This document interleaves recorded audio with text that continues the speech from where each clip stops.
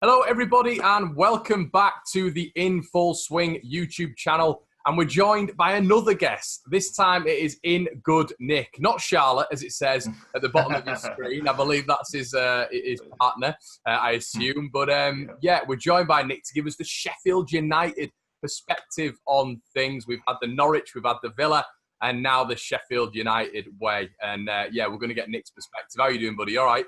Yeah, I'm good, thanks. How are you? Very, very well. Yeah, so I guess probably the best place to touch on straight away, Nick, is the season. It was a battle between us and you, and you pipped us right at the end. I saw a couple of videos that you did, and I think it was after the Millwall game. Actually, you were pretty when you down on myself. Yeah, that was it. Absolutely. I don't know what it was with Sheffield United. Well, I think I do know what it was with Sheffield United last year. It was just pure grit, determination, and a little bit of Chris Wilder, wasn't it? Well, that's it. You just got to get over that line, haven't you? And if I'm honest, how it's gone in the past for us, falling at every last hurdle you can possibly fall at, kind of loads of playoff finals, loads of FA Cup semi-finals. And yeah, it just felt like we just kept giving it back to you, but then you kept giving it back to us. So it was a weird one, wasn't it? It was horrible at the time. But I made a few different videos going back and forth, like, because you've got to kind of sell it, haven't you, when you're making a YouTube video like that. Obviously, these are more kind of just down to earth chats. But when you're in the thick of it, and yeah, it was horrible. The Millwall game, the Bristol City game, chucking away 2-1. We're 2-1 in front against Bristol City at home, and then just kind of threw it away in the last minute against Millwall. But the problem was the season before, when we kind of flew up the table, we were top of the league at one point, above Wolves, and then we just dropped. And the problem with that was just conceding loads of late goals. And then when we conceded the late goals against Bristol City and then against Millwall, we were like, we've thrown it away. And obviously with how good Leeds were, the players that you've got, the manager that you've got and had that season, it just felt like we had thrown it away and there were no way you were going to give it us back. But thank you very much for that. Really appreciate it. Oh, yeah. If I'm honest, I'm not sure if we'd have kind of bounced back as well as you did. But obviously, we'll not know. And we've moved on from there. Yeah, it's a really good point, mate. I mean, I think a lot of probably opposition fans were thinking, at the start of the season, Leeds are maybe not going to do. I don't know what other opposition fans were thinking, but I think there was a large majority who were thinking that's it. Leeds will just consistently bottle it, and I don't know if you've watched a lot of it this year, Nick, but we've just ran away with it, mate. We've been on cloud nine. We've had teams like Brentford who sort of done the Sheffield United thing, where towards the back end they've really started coming strong. But obviously the difference with Sheffield United is Sheffield United was so strong from about January, February onwards, really. In fact, probably before that. And yeah, I think that's sort of the perfect way to put it, mate. Have you watched any of Leeds this year? Not a great deal, if I'm being completely honest. I enjoyed watching Brentford fly up the division right towards the end, and was hoping that there was going to pip. Well, I've got to say West Brom.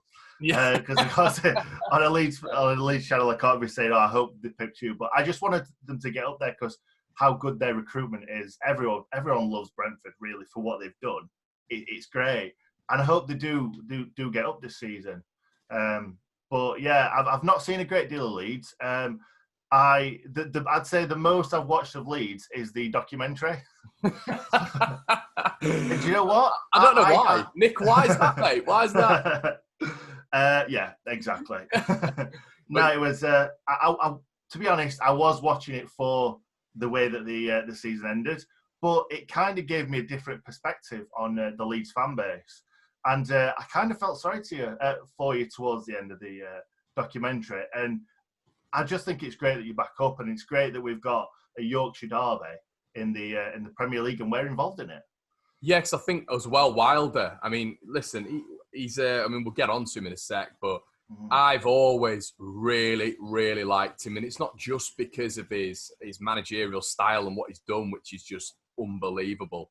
But it's like how he comes out and speaks. And I think last year he'd had a few beers when you'd gone up, and he was like, "Oh, them Muppets in Leeds" and all this sort of stuff. And do you know what? It hurt at the time, but I thought, you know what, fair play, because all the attention, and we've mentioned this in previous videos, and that I do think that's why we're hated a lot. It's always on Leeds, and I think it took away a little bit last year until the actual thing happened where you got and you picked us. It took the attention away from Sheffield United a little bit, didn't it?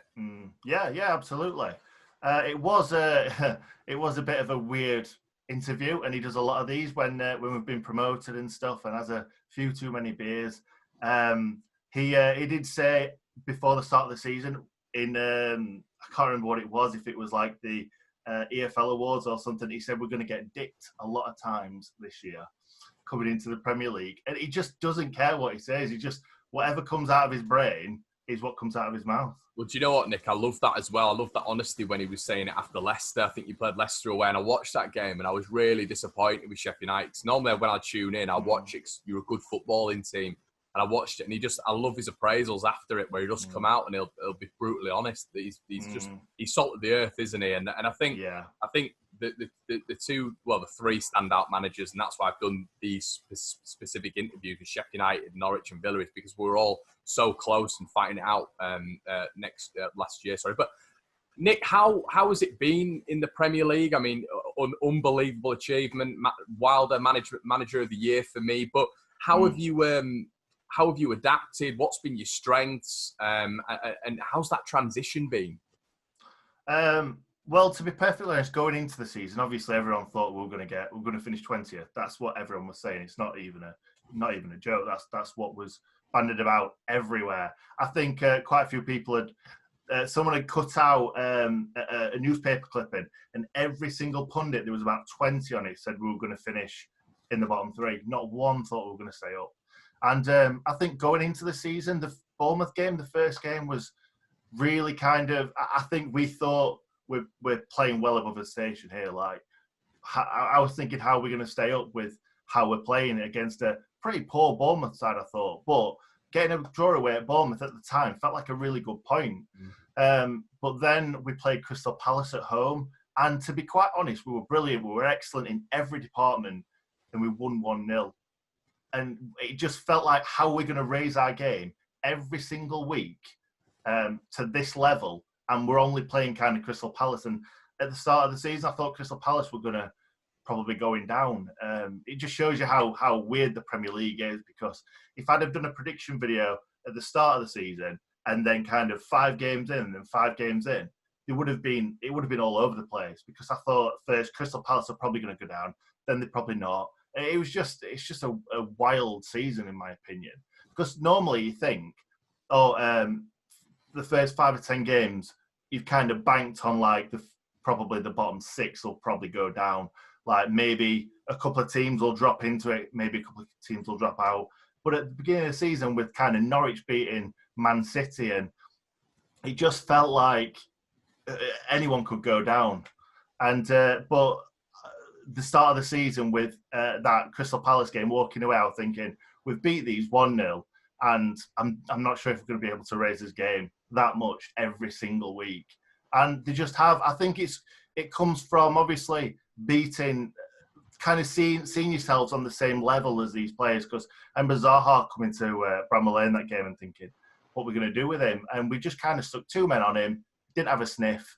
But I was thinking then Andros Townsend's going to come into it, and some of their other players. And we've just battled and battled and battled. And that's what we've done all season. The kind of ethos behind what Chris Wilder's brought into the club, it's just battle for each other. They're your mates, you're going into battle. And it's great to see. It's so great to see as a fan, Chris Wilder being a Blade. It feels like every single player that pulls on a shirt is a Blade, is a born and bred Sheffield lad. And I'm just loving it at the moment. Really, really am. So obviously you've gone up there and done something a bit differently to Villa. Villa spent a lot of money. Norwich spent no money. And it's sort of different. Obviously both nearly relegated. Villa just staying up by the skin of the teeth, really.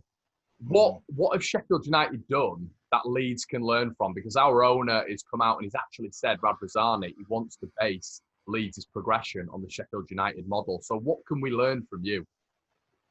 I think, first of all, keeping the core players, because that's what we've done. Let's be honest. I remember watching a video of someone saying, oh, Sheffield United spent all this money. It's like, really? We probably didn't have to. We bought Sander Berger in kind of January, which I think that was kind of, we're not going to get relegated. So let's try and buy a kind of young, really talented lad to kind of bring into the club. We're going to be getting X amount of millions. So we didn't really need to spend that. Obviously, Ollie McBurney was spent a lot of money on as well. But I think we could have come into this looking at it, other than probably Ollie McBurney, most of the season has been played by the same players that played in the Championship. So that just shows you. I think really the Bielsa model is quite similar to the Wilder model. It's like, just run your socks off, constantly pressing. Obviously, Bielsa plays some great football as well. So I think the models aren't that far away from each other, to be honest. And I think as long as like you're not spending absolute tons on like wages and stuff, like I've seen the Cavani sort of that sort of rumor and stuff like that. I think it's a bit pie in the sky. I don't think things like that will come off. Maybe in a couple of years, because let's be honest, Leeds is a massive, massive club. And going back into the Premier League, a lot of fans outside of kind of England and stuff didn't know we were before we came into the Premier League, but they knew Leeds were. So I think really, as long as you've got that strong base, add a couple more talented players in there, because let's be honest, this Leeds side, I think you could stay up without spending any money. And Really? and obviously with what Villa's done, they had to spend the money, because obviously they had quite a few loan players, quite a few aging players. But spending lots and lots of money doesn't always work. We know that. We've seen that in the past. So, yeah, add a little bit of quality and I think you'll be fine. Yeah, no, it's reassuring to hear that, mate. It really is, because, you know, even just speaking to Max yesterday, Villa on tour, he was talking about them having to replace and having to sort of readjust and bring 13 players in. And, he was talking about 10 mil per player, and it got them up to like 140 million and all this sort of stuff. And you can see how you not panic as such, but you buy, and you keep going. You always think you're going to have to recuperate in a certain position. We are a bit thin, I think. I think we are a bit thin, so we're going to have to make some adjustments. But as well, what I wanted to touch on, Nick, is what I've spoken to a couple of the other lads about is the defensive structure. And I've spoken about continuity with Basham, O'Connell, I know Robinson's come in a couple of times as well, Egan, obviously. How important is it to sort of build from the back? Is it more important than sort of scoring goals? Absolutely. I've been saying this all season. Like, I would be way more happy, because you can always score a goal from somewhere. But if you're leaking goals, it's so hard to stop leaking those goals. And obviously, it helps that you've got, like, Dean Henderson. He's kind of one of the top goalkeepers in the country for clean sheets. But actually, he's not had that many shots to save this season. If you look at the stats, he's well down there with kind of shots that he's had to save, because that defence just dies for each other. And it's like throwing the bodies in front of everything. But it's not just kind of like the last-ditch stuff. It's just the way that we're structured, because obviously in the Championship and in League One and stuff like that, the centre-backs, we're flying up every 2 minutes. And kind of like we always had a bit of a joke about it, because Walsall were the only team that used to be able to catch us out, and we didn't understand it. We lost 3 times to Walsall in that Centurion season in League One, and they just worked us out somehow, but no one else seems to have. But yeah, we in League One, we were flying centre-backs forward. In the Championship, especially in the second season, we were. But in this season, we pick and choose our times to attack.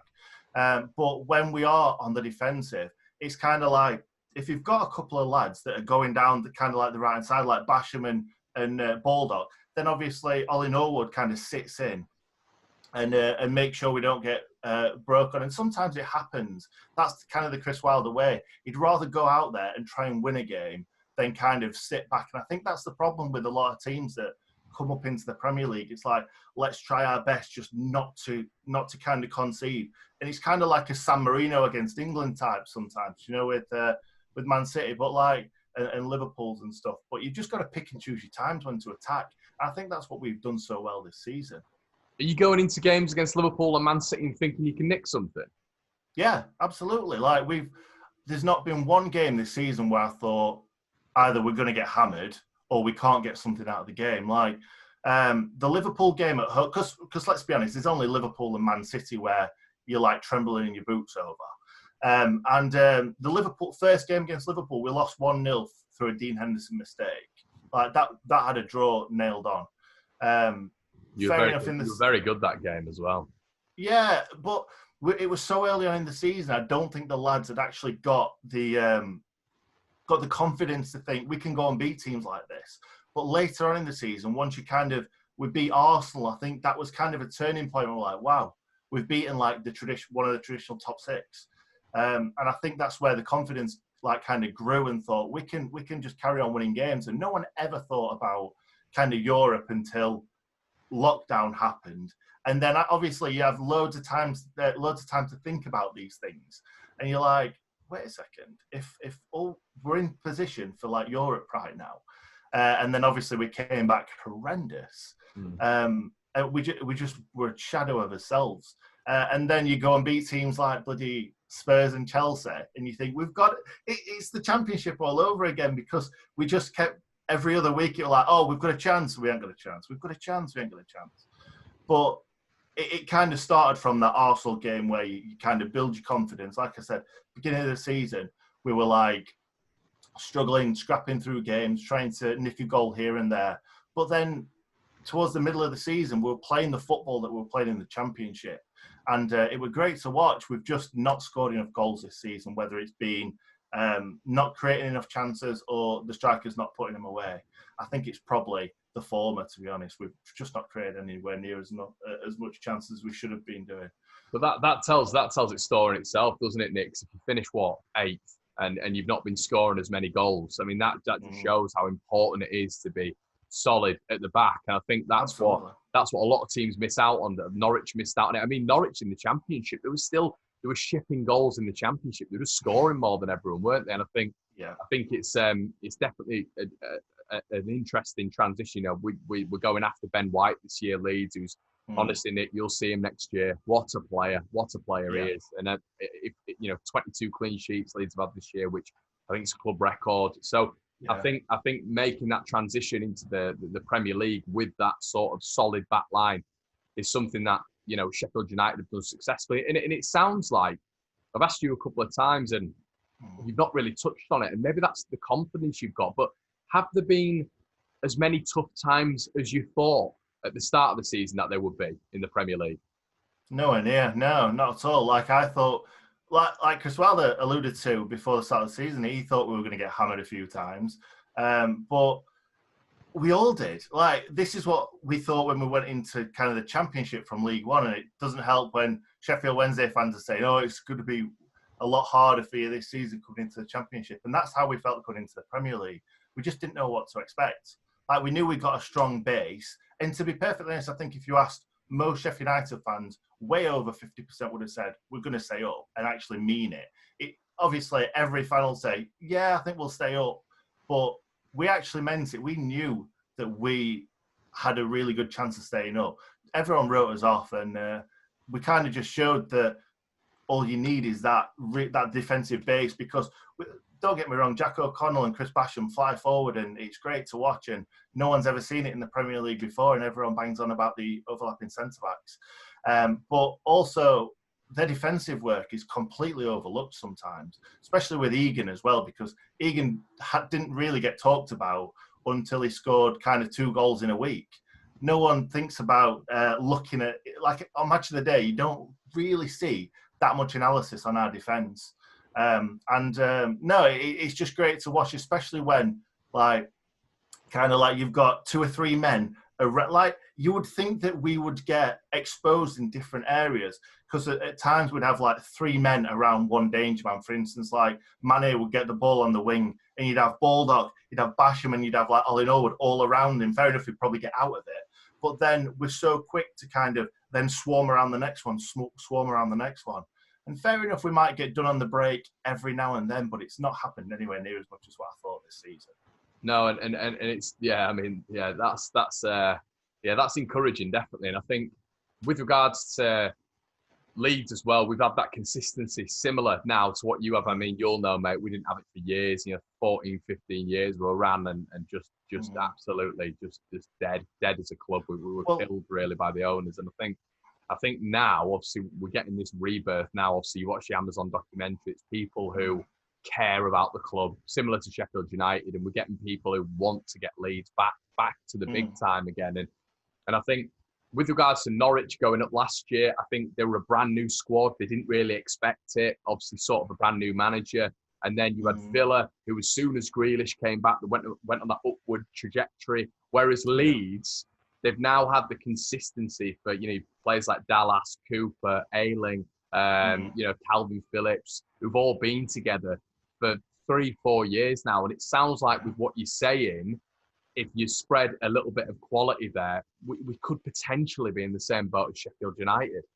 Absolutely. And what made me laugh was I was looking on kind of like a couple of the betting sites on teams to go down and stuff like that. And Leeds have got like kind of more chance of staying up than we have apparently, which made me laugh a little bit. But I feel like we're in the same boat. I feel like we're quite mirrored in a way, because obviously you went down to League One. We've had them hard times as well. Then you've kind of built yourself back up. And it's great to see. It is great to see Leeds back in the Premier League. But we'll just have to see, won't we? See what happens. Yeah, mate. And I'll tell you what, I'll give you a question to end on. If you had to pick one to win a game, would it be Leeds or Wednesday? To win a game? Yeah. So who would you prefer to win if Leeds were playing Wednesday? Oh, obviously Leeds. Obviously. I didn't know. I've lived in Sheffield, and some of them are a little bit. They don't know which one they're going to go for with that question. Oh no! Except for, there was that one game, weren't there, last season? Not last season, the season before in the Championship. One of the United fans got caught on camera saying we're all Wednesday when you guys played Wednesday, and we kind of wanted Wednesday to do us a little bit of a favour. You'll obviously never live it down, but that day, I'm going to be honest, I kind of wanted Wednesday to get something out of the game that day, but never again. Well, they've had their justice served, haven't they, at the minute? And a question as well. Just we've been talking about recruitment, and Bielsa was at the Bournemouth-Everton game on the last day of the season, and I just wanted to pick your brain about one player in particular who apparently it's rumoured that we're interested in looking at. David Brooks, how good is he? Very, very good.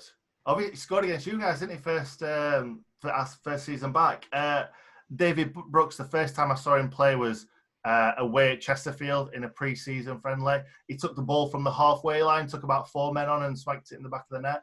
Like, the kid, the sky's the limit for him. Obviously, he had a bit of trouble with us because he had, what was it now? He had impetigo, I think it was, something like that. Something that really knocked him off his stride, because he was really coming into his own. I don't think he really fit our system at the time, so we used him kind of sparingly. But I still don't know what his main position is, what his best position is, because I think he's kind of wasted out on the wing. But at the same time, as a kind of attacking midfielder for us, it didn't kind of work. So maybe it is just off the striker.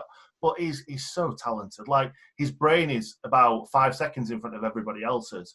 And he's got the talent to match as well. He's quick feet, obviously can shoot, score some good goals. Yeah, he's very, very talented. Yeah, I bet you were pretty disappointed when you let him go, weren't you? I wasn't really, because it showed flashes of brilliance.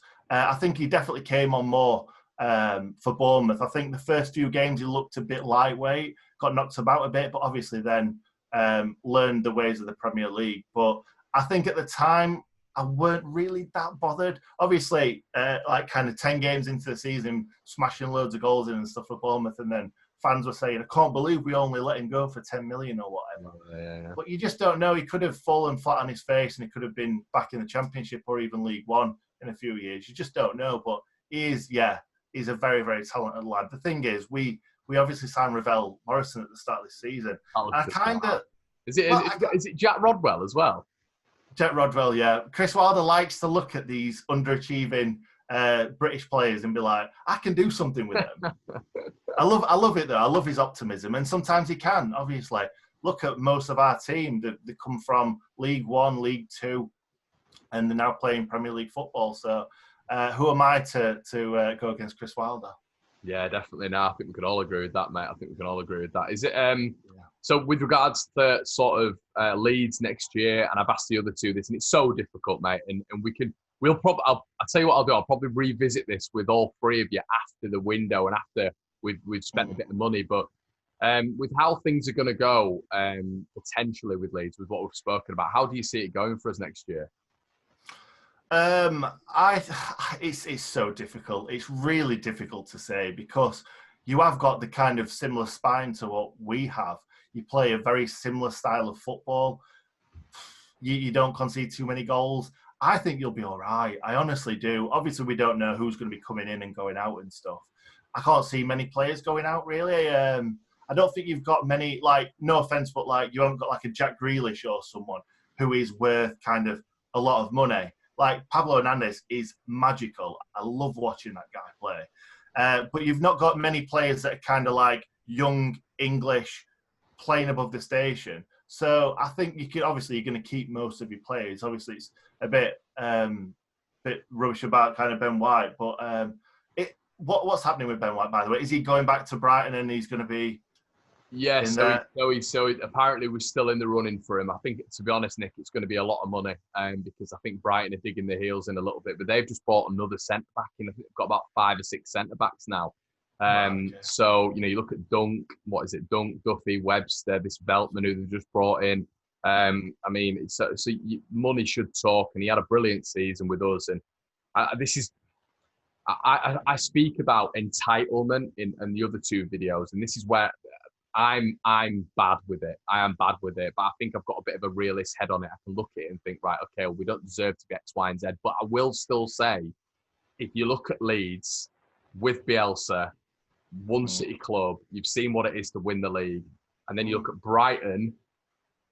Look, don't get me wrong, I'm sure they can play lovely football, Graham Potter, Potter ball, and all that sort of stuff. But I just see us as the bigger attraction. I don't know if you feed into that a little bit. Yeah, I do. Absolutely, yeah. Obviously, you were in the Champions League. Well, I'm going to say not too long ago. That's probably showing my age, really. But yeah, I remember the kind of the Kuhls, the Vidukas, the Smiths, and I remember Leeds from that time, and I loved watching Leeds back then. Since then, obviously, you've been kind of in and around us, and we've had more of a rivalry than we did probably when I was growing up. But yeah, I think it's clear to see that Leeds are a massive club with you being, like you say, a one club city. One club city. Yeah, one club city. And I think just what you were talking about there, I think Wilder can be a factor, can't he? Because Wilder will get him in, and you've seen what he's done with players, and that's what I was just touching on there. I think Bielsa can do the same. I think. Yeah, absolutely. Obviously, he's got this international reputation, which will obviously Leeds, big club. Big manager name, you will attract big players 100%. But I think maybe not this season. I think kind of you need to stabilise yourselves, like kind of we've tried to do. I think a lot of people are writing us off for this season because of the second season syndrome. But I don't see any. I think that's a bit of a myth sometimes. Yeah, I think as long as you stabilise yourself in the league, then yeah, the world's the oyster. The world's your oyster, really. I think Aston Villa have found it a little bit more tough. They're quite similar club to you guys. So I suppose it just. I don't think Dean Smith's got that kind of reputation as much as Bielsa has. So I think you're in a bit of a better place than kind of Aston Villa were going into this season. Definitely, mate. Right, buddy. Well, that's it. We'll end it there. Thank you so much for joining. In good Nick, a Sheffield United fan, and I'll put his link in the description. Nick, what are you doing in the off season, mate, on your channel? Trying to kind of this season, I've been doing previews, reactions. Try to do another video, so like kind of 3 videos a week. So I'm trying to kind of bump that up to 4 or 5, maybe even 6 a week. It's going to be difficult, but I'm just trying to, obviously, now we've reached 10,000 subscribers, trying to push it and trying to get to like 20,000 by the end of next season. It's going to be difficult, but yeah. Nah, mate, he does some great stuff. He does some great stuff. So go check him out. Nick, thank you so much, buddy, and I'll speak to you in a bit. No worries. Thanks, guys.